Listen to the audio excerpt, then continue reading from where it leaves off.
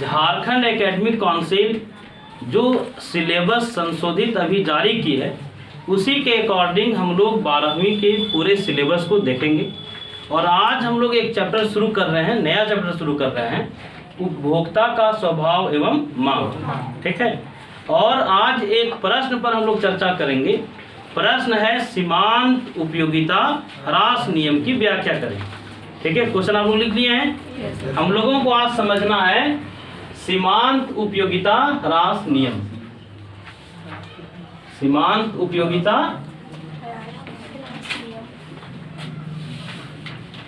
ह्रास नियम ध्यान से समझना। इससे जितना भी ऑब्जेक्टिव बन सकता है सारे ऑब्जेक्टिव पर भी हम लोग फोकस करते चलेंगे। सबसे पहले ये बताओ कि सीमांत उपयोगिता ह्रास नियम का सबसे पहली बार प्रतिपादन कौन किए थे? कोई जानकारी है? सीमांत उपयोगिता ह्रास नियम को गोसेन के उपभोग का पहला नियम कहा जाता है। क्लियर? यहां से बार बार ऑब्जेक्टिव रहता है, कई बार पूछा है कि सीमांत उपयोगिता ह्रास नियम किसका उपभोग का पहला नियम है? बताओ। तो गोसेन के उपभोग का पहला नियम है। पहला ऑब्जेक्टिव जो बन सकता था हम लोग देखें कि सीमांत उपयोगिता ह्रास नियम गोसेन के उपभोग का पहला नियम है। उपभोग के संदर्भ में गोसेन के दो नियम हैं। पहला सीमांत उपयोगिता ह्रास नियम और दूसरा सम सीमांत उपयोगिता नियम। ठीक, यहां से ऑब्जेक्टिव रहता है गोसेन के उपभोग का दूसरा नियम है। ऑप्शन दे देगा मांग का नियम, परिवर्तनशील अनुपात का नियम, पैमाने के प्रतिफल का नियम, और ऑप्शन दे देगा सम सीमांत उपयोगिता नियम। बताओ सही कौन सा होगा? सम सीमांत उपयोगिता नियम। तो सीमांत उपयोगिता ह्रास नियम के बारे में जो हम लोग पहला बात जाने कि यह गोसेन के उपभोग का पहला नियम है। लेकिन गोसेन के उपभोग का दूसरा नियम कौन सा है? सम सीमांत उपयोगिता नियम। बात समझ में आता है? देखो, इकोनॉमिक्स में बहुत सारे ऐसे नियम हैं जो सार्वभौमिक नियम है। सार्वभौमिक नियम का मतलब हुआ कि जो नियम हाँ, किस का क्लास करने हैं? इंग्लिश का। अच्छा, बैठ जाओ। ठीक, तो हम लोग अभी जो चर्चा किए कि सीमांत उपयोगिता ह्रास नियम गोसेन के उपभोग का पहला नियम है और गोसेन के उपभोग का दूसरा नियम कौन सा है? सम सीमांत उपयोगिता नियम। क्लियर? हम लोग चर्चा कर रहे थे कि इकोनॉमिक्स में दो तरह के नियम हैं। एक नियम जो किसी खास एरिया में किसी खास देश में लागू होता है, और इकोनॉमिक्स का बहुत सारा ऐसा नियम है जो दुनिया के सभी मुल्कों में लागू होता है, सभी देशों में लागू होता है। और जो नियम दुनिया के सभी देशों में लागू होगा उस नियम को हम लोग सार्वभौमिक नियम कहेंगे। क्लियर? तो सीमांत उपयोगिता ह्रास नियम इकोनॉमिक्स का एक सार्वभौमिक नियम है जो दुनिया के सभी देशों में लागू होता है। यहां तक बात समझ में आया? गोसेन के उपभोग का पहला नियम सीमांत उपयोगिता ह्रास नियम है और गोसेन के उपभोग का दूसरा नियम क्या है?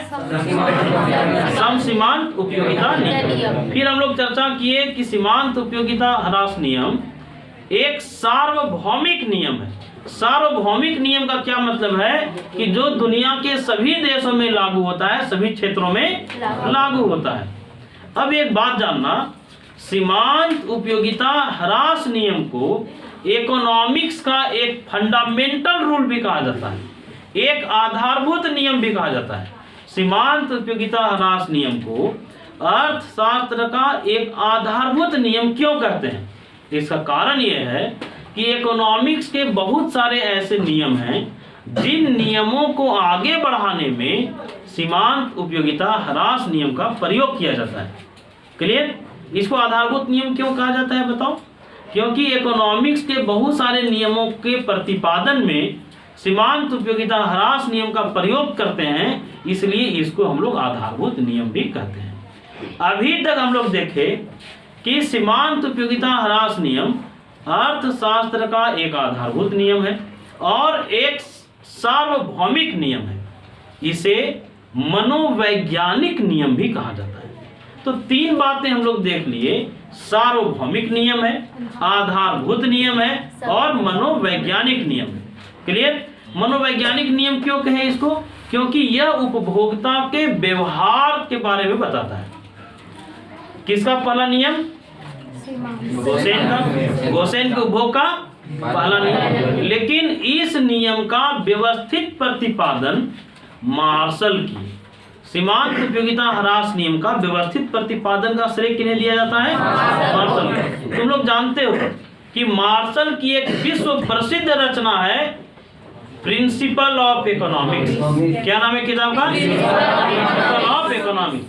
प्रिंसिपल ऑफ इकोनॉमिक्स में मार्शल सीमांत उपयोगिता ह्रास नियम का सिस्टमैटिक रूप से क्रमबद्ध तरीके से व्याख्या की। तो यहाँ से ऑब्जेक्टिव बन सकता है कि प्रिंसिपल ऑफ इकोनॉमिक्स किनकी रचना है? सीमांत उपयोगिता ह्रास नियम का व्यवस्थित प्रतिपादन कौन किए थे? लेकिन यह किसके उपभोग का पहला नियम है? गोसेन के उपभोग के दूसरे नियम को क्या कहते हैं? सीमांत उपयोगिता। गोसेन का उपभोग का पहला नियम सीमांत उपयोगिता ह्रास नियम और दूसरा नियम समसीमांत उपयोगिता नियम। क्लियर? अब बात समझो कि आखिर सीमांत उपयोगिता ह्रास नियम है क्या चीज। हम लोग अभी चर्चा किए कि जीवन का ऐसा कोई भी फील्ड नहीं है जहां सीमांत उपयोगिता ह्रास नियम लागू नहीं होता हो। मतलब हर फील्ड में, हर क्षेत्र में सीमांत उपयोगिता ह्रास नियम लागू होता है। हम 2-4 एग्जाम्पल लेंगे और उस एग्जाम्पल के माध्यम से इस नियम को समझाएंगे।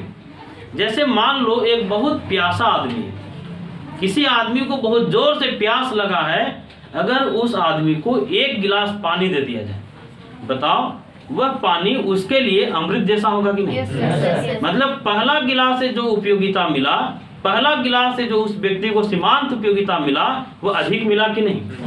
लेकिन जब दूसरा गिलास पानी हम लोग देंगे, बताओ उस पानी की उपयोगिता उस व्यक्ति के लिए कम हो जाएगा कि नहीं? प्यास समाप्त हो जाने के बाद फिर अगर पानी देंगे तो उस पानी की उपयोगिता अनुपयोगिता में बदल जाएगा।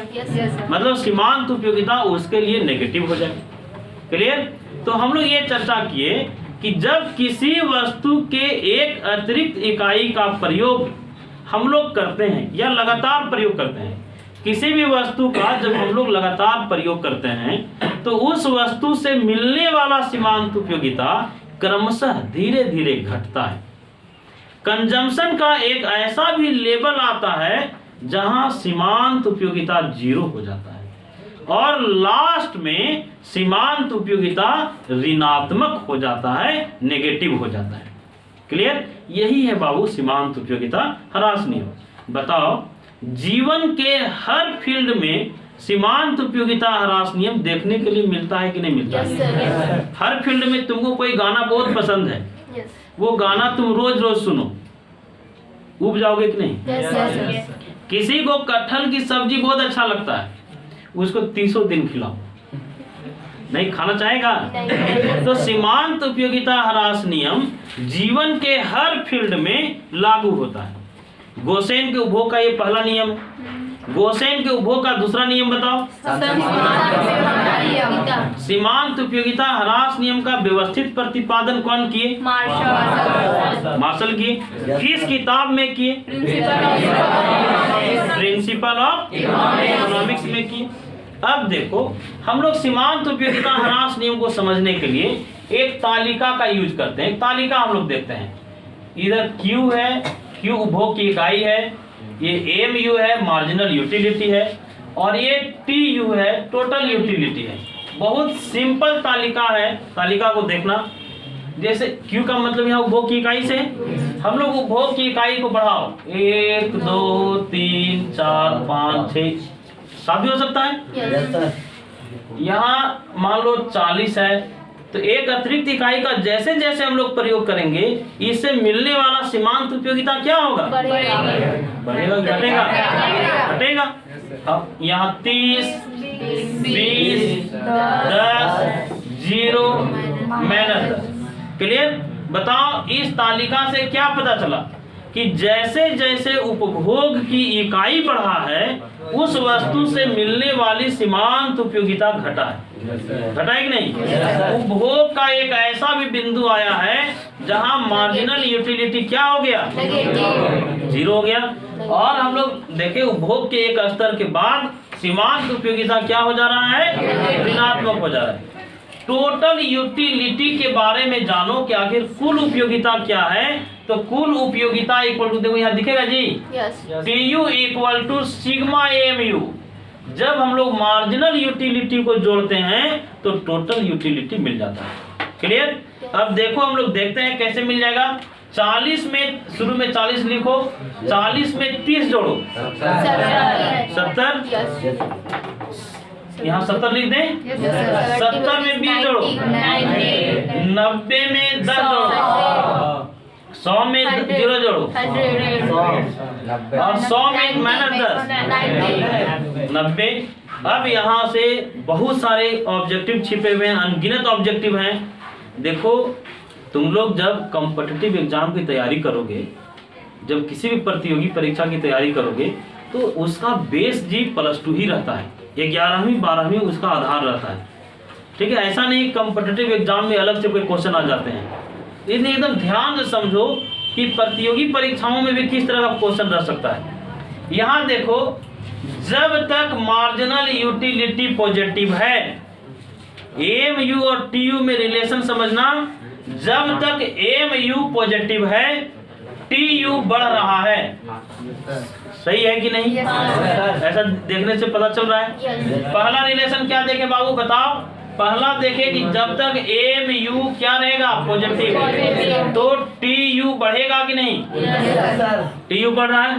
पहला रिलेशन देखे। दूसरा रिलेशन देखो, जब AMU 0 है तो TU मैक्सिमम है। क्लियर? दूसरा रिलेशन, जब AMU इक्वल टू 0 तो TU इक्वल टू मैक्सिमम। ठीक? तीसरा रिलेशन देखना कि जब AMU नेगेटिव हो गया तो TU घटने लगा। ऐसा है? यहाँ देखो, जब AMU नेगेटिव हो गया तो TU घटने लगा। और एक बात तुम लोग समझना कि चौथा रिलेशन ये है, चौथा रिलेशन है कि जब हम लोगों को TU निकालना हो तो हम लोग AMU को जोड़ दिए। क्लियर? ये चारों रिलेशन तुम लोगों को याद हो गया? पहला रिलेशन बताओ। जब AMU पॉजिटिव रहेगा TU बढ़ेगा, AMU 0 हो जाएगा, AMU नेगेटिव हो जाएगा, TU घटेगा। जब हम लोग AMU को जोड़ देंगे, क्लियर? गोसेन के उपभोग के पहले नियम को क्या कहते हैं? गोसेन के उपभोग के दूसरे नियम को क्या कहते हैं? समसीमांत। गोसेन है सीमांत उपयोगिता ह्रास नियम का व्यवस्थित प्रतिपादन कौन किए? किस किताब में किए? Principle of economics. क्लियर? अब देखो, इकोनॉमिक्स का कोई भी नियम कि उसकी कुछ मान्यताएं होती हैं, उसका कुछ अजम्पशन होता है। ठीक है? लेट हो रहा है क्या? ट्यूशन जाना है? अच्छा ठीक है, हम लोग आज अपने क्लास को यहीं स्थगित करते हैं, फिर हम लोग कल यहाँ को इसे आगे बढ़ेंगे। ठीक है? फिर इसके बाद हम लोग कंटिन्यू कल करेंगे। ठीक है?